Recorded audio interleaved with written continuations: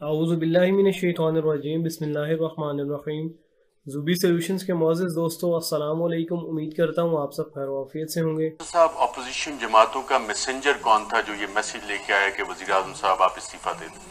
हमारी एस्टैब्लिशमेंट। सुनो, इमरान खान का कहता है कि मैंने एस्टैब्लिशमेंट के नंबर ब्लॉक कर दिए हैं। हमारा अदलिया को डिवाइड किया है, हमारा एस्टैब्लिशमेंट को डिवाइड किया है।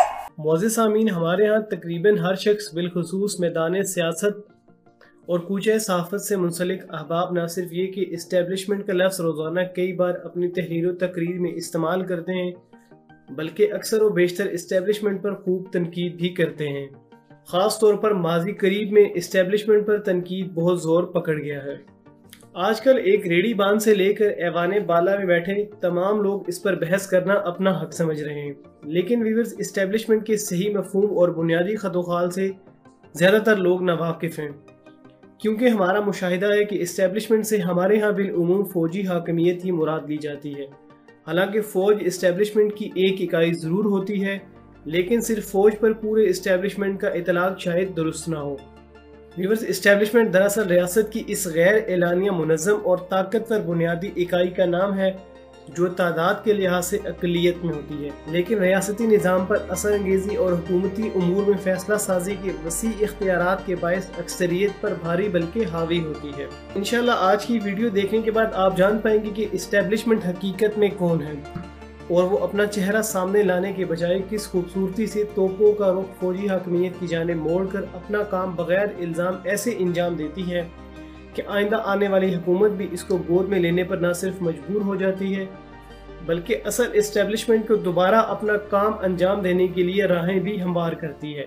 जैसा कि रूह का नाम हम सब ने सुना है, लेकिन आज तक किसी ने रूह की शक्ल सूरत नहीं देखी। ये पूरे वजूद का हिस्सा होते हुए भी नज़र नहीं आती है। बस यूं ही समझ लीजिए कि इस्टेब्लिशमेंट रियासत की रूह का नाम है, जो बज़ाहिर नज़र तो किसी को भी नहीं आती, लेकिन अमलन पूरे जिस्म की हरकत व सकनात और अफकार व ख्यालात को तकरीबन वही कंट्रोल करती है।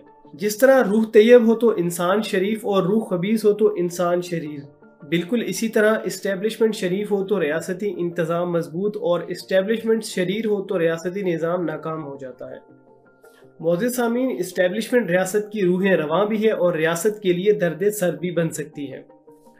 किसी भी जमहूरी रियासत के तीन अहम और बुनियादी सतून होते हैं: मुकन्नना, अदलिया और इंतज़ामिया।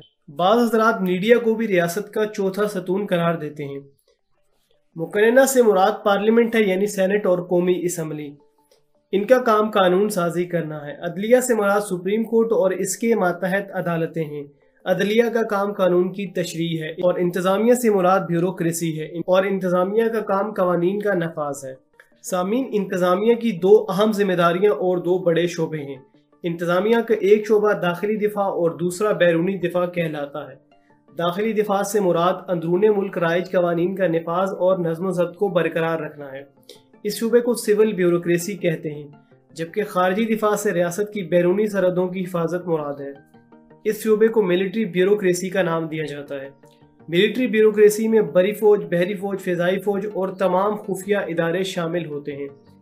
इस सिविल और मिलिट्री ब्यूरोक्रेसी के मजमूए का नाम इस्टेब्लिशमेंट कहलाता है। उसूली तौर पर रियासत में डेमोक्रेसी और ब्यूरोक्रेसी को एक दूसरे का मुआवन होना चाहिए, लेकिन बदकिस्मती से यहाँ दोनों निज़ाम एक दूसरे के मद्दे मुकाबिल बने हुए हैं। डेमोक्रेसी की इस्तिलाह यूनानी अल्फाज डेमोस और क्रीटा से माखूज है, जिसमें डेमोस का मतलब अवाम है, जबकि क्रीटा का मतलब हुकूमत और इक़्तिदार के लोग हैं, यानी लोगों की हुकूमत या अवाम का इक़्तिदार। अवाम की राय से मुंतखब हुकूमत को डेमोक्रेसी कहा जाता है। और ब्यूरोक्रेसी फ्रांसीसी ज़ुबान के दो अल्फाज ब्यूरो मतलब लिखने की मेज़ यानी दफ्तर और क्रेसी मतलब निज़ाम से माखूज है। ब्यूरोक्रेसी का मतलब मेज़ यानी दफातर से मुंसलिक अफराद का निज़ाम है। गोया ब्यूरोक्रेसी से मुराद दफ्तरी हुकूमत है। उर्दू में इसे नौकरशाही भी कहा जाता है। व्यूअर्स, अब सवाल ये पैदा होता है, क्या सिविल ब्यूरोक्रेसी अवामी खादिम है? इस इस्तिलाह की इब्तिदा 18वीं सदी में फ्रांस में राइज हुई, जब बाज़ अफराद को खिताबात देकर बाकायदा सरकारी ओहदों पर फाइज किया गया था। नेपोलियन के दौरे हुकूमत में सरकारी महकमों को ब्यूरो और हुकूमती अहदेदारों को ब्यूरोक्रेट कहते थे। یورپ میں عموماً اس اصطلاح سے ضابطہ پرست افسروں کا وہ ٹولہ مراد ہوتا ہے جو ریاست کا وفادار اور سیاسی طور پر غیر جانبدار ہوتا ہے۔ ترقی یافتہ ممالک میں اسٹیبلشمنٹ سے خادمانہ صلاحیت کے حامل سرکاری اہلکار، جبکہ پسماندہ ریاستوں میں اس سے حکمرانہ ذہنیت کے مبتلا سرکاری کارندے مراد ہوتے ہیں۔ ویورز، پاکستانی اسٹیبلشمنٹ کی جامع تعریف سٹیفن پی کوہن نے اپنی کتاب آئیڈیا آف پاکستان میں بھی کی ہے۔ اس کے مطابق پاکستان کی یہ انصرامی قوت دراصل درمیانی راستے کے نظریے پر قائم ہے اور اس کو غیر روایتی سیاسی نظام کے تحت چلایا جاتا ہے، جس کا حصہ فوج، سول سروس، عدلیہ کے اراکین اور دوسرے کلیدی اور اہمیت کے حامل سیاسی اور غیر سیاسی افراد ہیں۔ کوہن کے مطابق اس غیر شدہ آئینی نظام کا حصہ بننے کے لیے چند مفروضات کا ماننا ضروری ہے، جیسے بھارت کے ہر قدم اور ہر چال کا منہ توڑ جواب دینا انتہائی لازم ہے۔ پاکستان کے جوہری منصوبے ہی دراصل پاکستان کی بقا اور وسیع تر حفاظت کے ضامن ہیں۔ آزادی کشمیر جو تقسیم ہند کے بعد شروع ہوئی کبھی بھی ختم نہیں ہونی چاہیے۔ وسیع پیمانے پر ہونے والے آمرانی اصلاحات جیسے کہ زمینوں کی مفت تقسیم وغیرہ انتہائی ناپسندیدہ عمل ہیں۔ غیر تعلیم یافتہ اور مڈل کلاس طبقے کو ہمیشہ پامال اور کچل کر رکھنا ہی حکمت ہے۔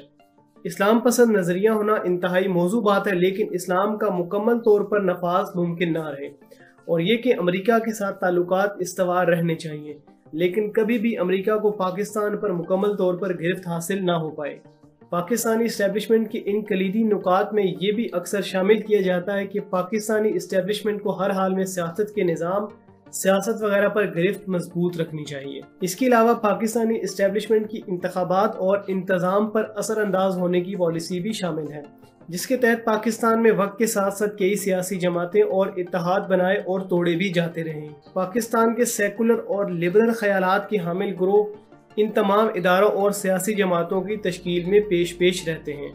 زوبی سولوشنز کے معزز دوستو، آج کی ہماری یہ ویڈیو پاکستانی اسٹیبلشمنٹ کے حوالے سے تھی۔ اس ویڈیو میں نے آپ کو بتایا کہ اسٹیبلشمنٹ ہے کیا اور یہ کس طرح سے کام کرتی ہے۔ امید کرتا ہوں یہ ویڈیو آپ کو اچھی لگی ہوگی۔ اس کنٹینٹ کو لائک اور شیئر ضرور کر دیجیے گا، اور اگر آپ اس طرح کی تمام انفارمیٹیو ویڈیوز ٹائملی حاصل کرنا چاہتے ہیں تو اس چینل زوبی سولوشنز کو سبسکرائب کر دیجیے گا اور بیل آئیکن بھی پریس کر دیں۔ ویورز، اب آپ سے اجازت چاہوں گا، انشاءاللہ ملیں گے اپنی نیکسٹ ویڈیو میں۔ تب تک کے لیے اپنا خیال رکھیے گا، دعاؤں میں یاد رکھیے گا۔ اللہ حافظ۔